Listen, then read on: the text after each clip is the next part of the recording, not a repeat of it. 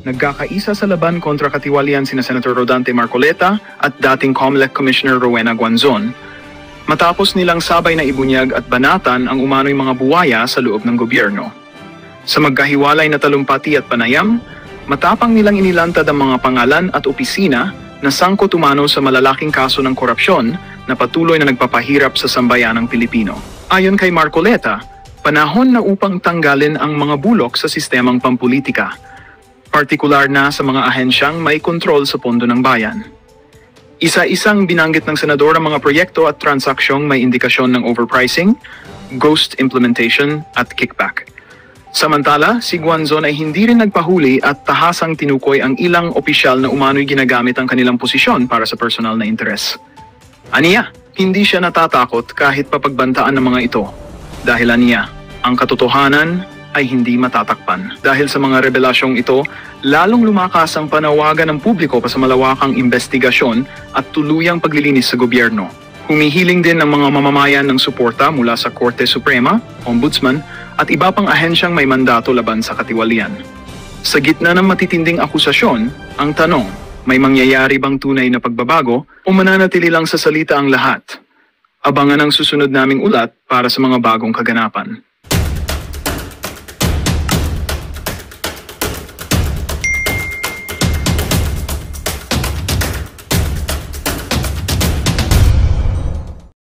Lang po natin ng SONA speech ni President BBM. Pero ako, sabi nga nila, sa 3 taong pinaghihintay natin, na baka sakali naman sa kagitnaan ng kanyang term ay talagang kakayanin niya ang mga problema ng Pilipinas sa tanggutom ng mga taong bayan. Ito po, SONA niya ay dapat tinawag nating desperate state of the nation. Kasi desperate na talaga siya na makuha niya uli ang magandang loob natin. Lalo na yung mga taong bumoto sa kanya. At ang mga taong hindi man bumoto sa kanya, pero tayo umaasa na sana po ay gampanan niya ng mabuti ang kanyang mga katungkulan, lalo na stop niya yung corruption. Pero nung unang SONA niya, 3 years ago, ay fresh na fresh pa siya. At hopeful naman po tayong lahat, kahit tayong mga hindi bumoto sa kanya. We wished him success, lalo na ako. Kasi nga sabi ko, baybayan ko rin po ito. Kung kayo na po nanalo dyan, edi pag galingan nyo. Para kami naman po ay maging proud na Pilipino kami. At ang mga pobre ay makaahon man lamang sa termino nyo, Mr. President, na 6 years. Ngayon sa midterm, 3 years, ano na ito? Desperate ka na. Kasi palubog na. Everything is going downhill. Dadagdagan mo pa ang tax na binabayad ng mga karaniwang tao. Habang ang mga may-ari ng mga minahan na iba ay kamag-anak mo at ay iyong mga financial contributors ay hindi mo ginagalaw ang kanilang kapiranggot na tax sa mining. Dapat sagutin din yan ni Speaker na pinsan mo, Mr. President, kung bakit ang taxes sa mining ay hindi gumagalaw. Siya ba ay may mga interest sa mining? Yan din ba ang dahilan kung bakit ang Maharlika Fund natin ay napunta na naman sa isang investment kuno sa mining? Mining lang kayo ng mining dyan. Kayo lang naman nagmamine eh. Ang magkaraniwang tao na manggagawa, ng mga nanay na, pinagkakasya na lang po. O ano ang laman lang ng kanilang bulsa sa araw na yan, pinagkakasya na lang sa 3 beses makakain man lang sa isang araw ang lahat ng miyembro ng pamilya. Pero ano ang pinaka bongga talagang statement ni BBM, yung akala niya palakpakan natin siya nung sinabi niyang mahiya naman kayo, alam naman ng taong bayan, mga kawatan kayo, mahiya naman kayo. Ba't naman ho kami papalakpak sa kanya? napakalapit ho sa kanya. Nang dapat niyang sabihan na mga walang hiya kayo. Tigilan nyo lang, kundi puputulin yung mga daliri nyo. Napakalapit po sa kanya. Ano sabi ni Professor Winnie Monsod?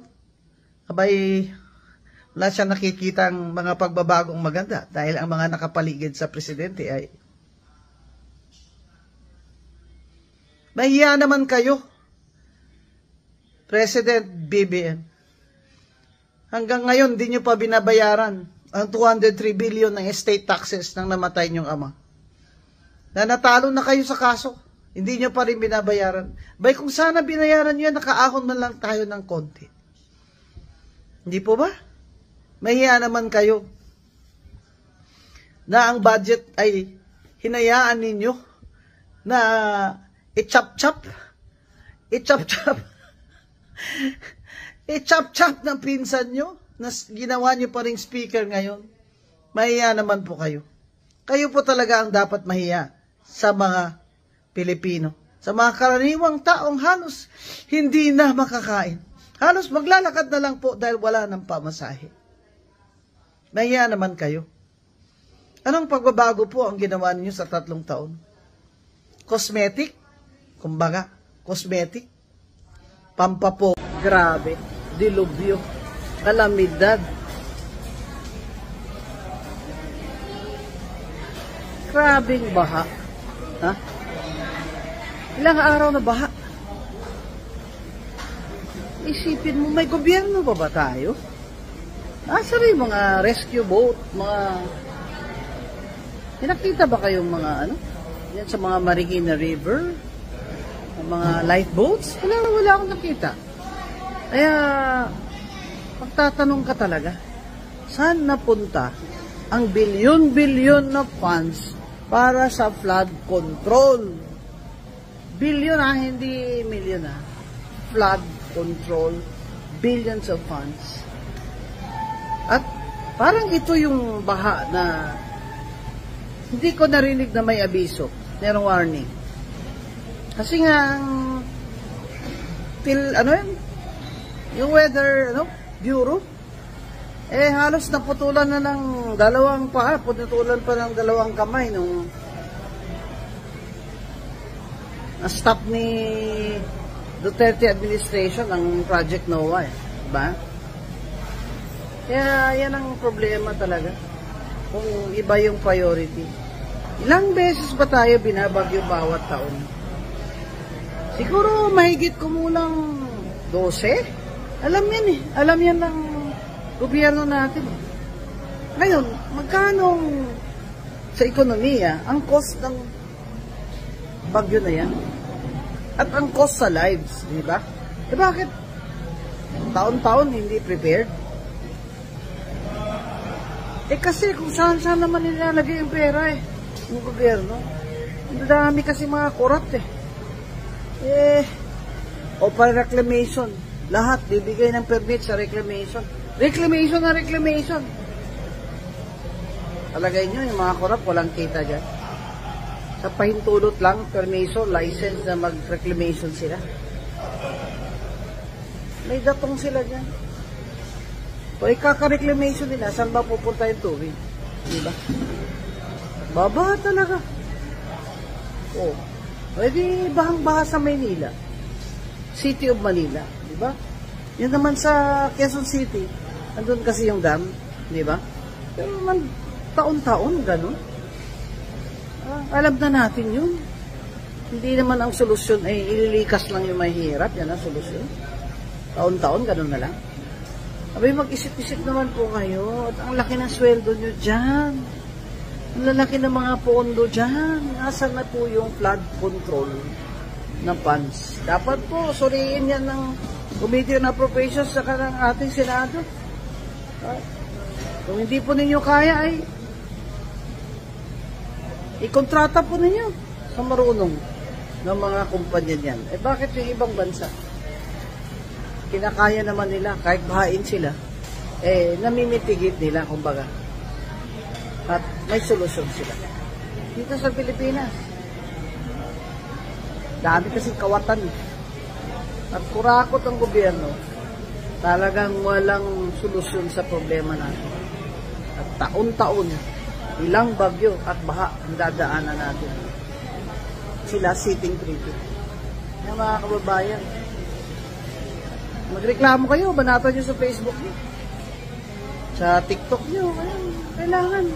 Narinig nila tayo na we will not put up with this. We will not put up with it.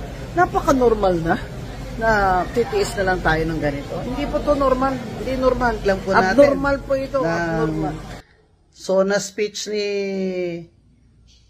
President BBM. Pero ako, sabi nga nila, sa 3 taong pinaghihintay natin, na baka sakali naman sa kagitnaan ng kanyang term ay talagang kakayanin niya ang mga problema ng Pilipinas sa tanggutom ng mga taong bayan. Ito po, SONA niya ay dapat tinawag nating desperate state of the nation. Kasi desperate na talaga siya na makuha niya uli ang magandang loob natin. Lalo na yung mga taong bumoto sa kanya. At ang mga taong hindi man bumoto sa kanya, pero tayo umaasa na sana po ay gampanan niya ng mabuti ang kanyang mga katungkulan, lalo na i-stop niya yung corruption. Pero, nung unang SONA niya, 3 years ago, ay fresh na fresh pa siya. At hopeful naman po tayong lahat, kahit tayong mga hindi bumoto sa kanya. We wished him success, lalo na ako. Kasi nga sabi ko, baybayan ko rin po ito. Kung kayo na po nanalo dyan, edi pag galingan nyo. Galingan nyo. Para kami naman po ay maging proud na Pilipino kami. At ang mga pobre ay makaahon man lamang sa termino nyo, Mr. President, na 6 years. Ngayon sa midterm, 3 years, ano na ito? Desperate ka na. Kasi palubog na. Everything is going downhill. Dadagdagan mo pa ang tax na binabayad ng mga karaniwang tao. Habang ang mga may-ari ng mga minahan na iba ay kamag-anak mo at ay iyong mga financial contributors ay hindi mo ginagalaw ang kanilang kapiranggot na tax sa mining. Dapat sagutin din yan ni Speaker na pinsan mo, Mr. President, kung bakit ang taxes sa mining ay hindi gumagalaw. Siya ba ay may mga interest sa mining? Yan din ba ang dahilan kung bakit ang Maharlika Fund natin ay napunta na naman sa isang investment kuno sa mining? Mining lang kayo ng mining dyan. Kayo lang naman nagmamine eh. Ang magkaraniwang tao na manggagawa, ng mga nanay na, pinagkakasya na lang po. O ano ang laman lang ng kanilang bulsa sa araw na yan, pinagkakasya na lang sa 3 beses makakain man lang sa isang araw ang lahat ng miyembro ng pamilya. Pero ano ang pinaka bongga talagang statement ni BBM, yung akala niya, palakpakan natin siya, nung sinabi niyang, mahiya naman kayo. Alam naman ng taong bayan, mga kawatan kayo, mahiya naman kayo. Ba't naman ho kami papalakpak sa kanya? Napakalapit ho sa kanya. Nang dapat niyang sabihan na, mga walang hiya kayo. Tigilan nyo lang, kundi puputulin ngayon mga daliri nyo. Napakalapit po sa kanya. Ano sabi ni Professor Winnie Monsod? Abay, wala siya nakikitang mga pagbabagong maganda dahil ang mga nakapaligid sa presidente ay mahiya naman kayo, President BBM. Hanggang ngayon, di nyo pa binabayaran ang 203 billion ng estate taxes ng namatay niyong ama. Na natalo na kayo sa kaso, hindi nyo pa rin binabayaran. Bay, kung sana binayaran nyo yan, nakaahon man lang tayo ng konti. Hindi po ba? Mahiya naman kayo na ang budget ay hinayaan ninyo na i-chop-chop chop-chop ng pinsan nyo, na ginawa nyo pa ring speaker ngayon. Mahiya naman po kayo. Kayo po talaga ang dapat mahiya sa mga Pilipino. Sa mga karaniwang taong halos hindi na makakain. Halos maglalakad na lang po dahil wala ng pamasahe. Mahiya naman kayo. Anong pagbabago po ang ginawa niyo sa 3 taon? Cosmetic? Kumbaga, cosmetic? Pampapo. Grabe. Dilubyo. Kalamidad. Grabing baha. Ha? Ilang araw na baha.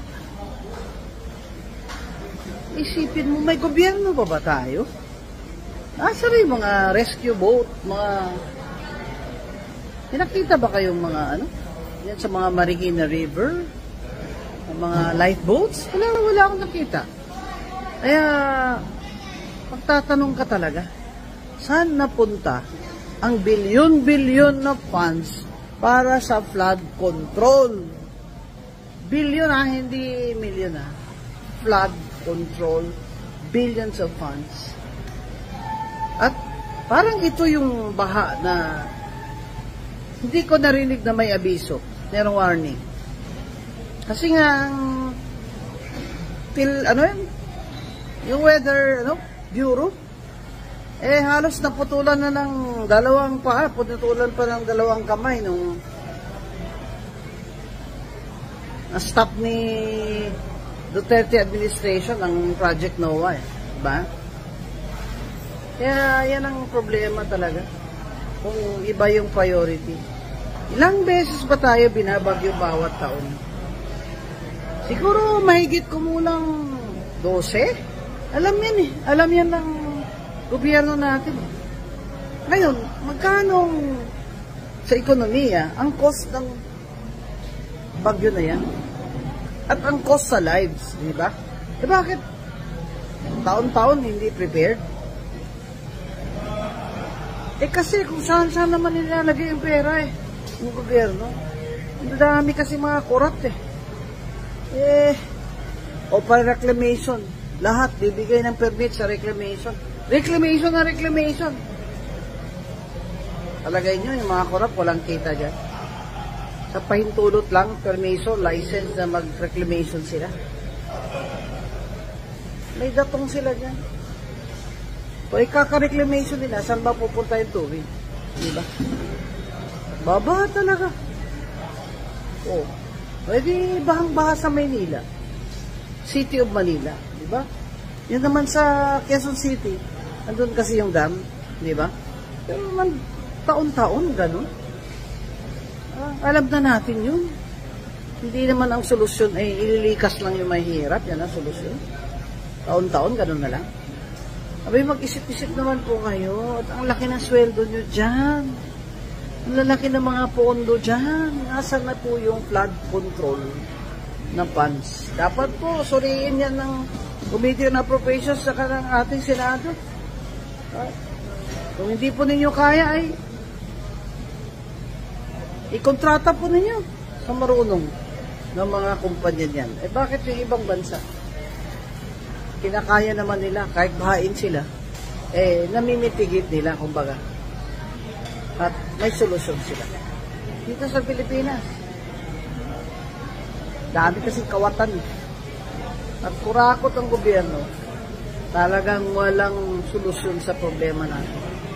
At taon-taon, ilang bagyo at baha ang dadaanan natin. Sila sitting pretty.